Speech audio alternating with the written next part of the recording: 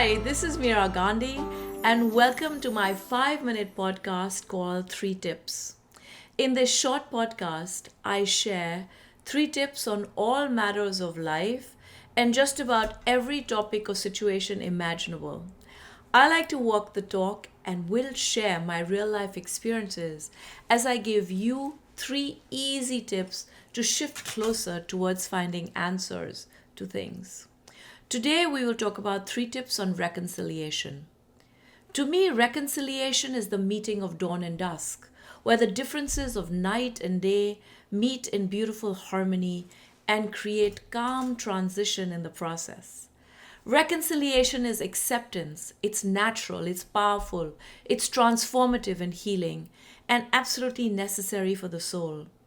As an Aquarian, conflict is something I find very, very difficult. I struggle when I have to interact with difficult people.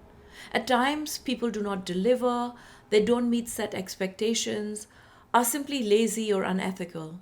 I don't judge. I have learned to exercise love and sympathy to resolve conflict with compassion. I recall a time in the third grade at St. Anne's in convent school in Pune when I was 8 years old. I was chosen to be a part of a Garba Ras dance for Prize Day celebrations coming up. We were a group of 12 and each of us was given 2 sticks. After every 8 beats, we had to turn to the opposite partner and continue the movement. Simple enough.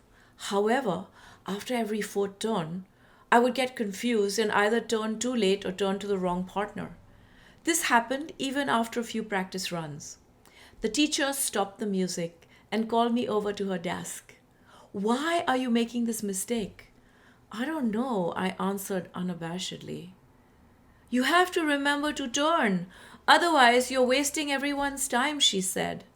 And much to my utter shock and horror, she slapped my right cheek very hard.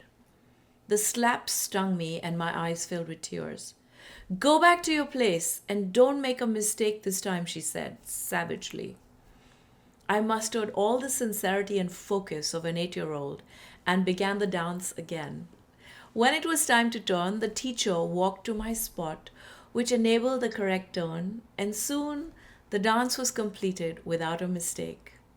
Once again from the top, she directed happily, and we did the dance again with no mistakes. Phew. Okay, we're done for today. Get your shoes and go back to class, she said. I got my shoes, and then as I was walking past her, I gave her a smile.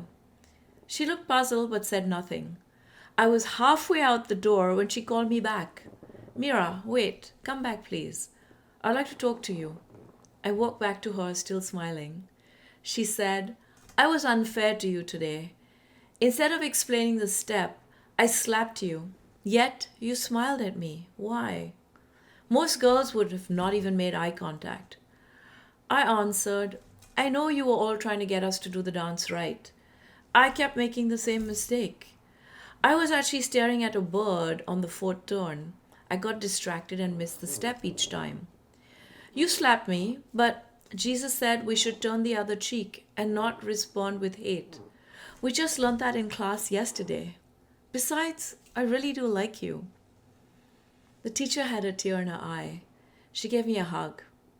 Would you like to come to my home and have lunch with my family today? I agreed. We went down to the principal office, called my mother for permission, and went to her home for lunch. To this day, I remember what we ate. Mutton biryani on the floor, Bori style, with yogurt and pickles, hot and spicy. Her 3 children joined us too. I shared my sandwich and apple with the group. This happy lunch has always stood out in my mind. On the day of the performance, we danced really well and received lots of claps and even some whistles. The teacher went on to recommend me to lead other events. The confidence I acquired from this experience has since helped me take lead not only in plays but in student governing bodies and generally in most things in life. We had built a bond, and the bond went a very long way. This is my earliest recollection of reconciliation. It's pure, it's powerful, and it's freeing. So, my three tips on reconciliation in conclusion are: the first, always try to reconcile with the person or situation as soon as we can, as it puts our life back into balance. The second, exercise compassion. In the words of Mahatma Gandhi, compassion is a muscle that gets stronger with use. The third, practice empathy, express love and sympathy, and reconciliation will flow. Here's to you taking that step towards reconciliation today. I'm Meera Gandhi, and these are my three tips.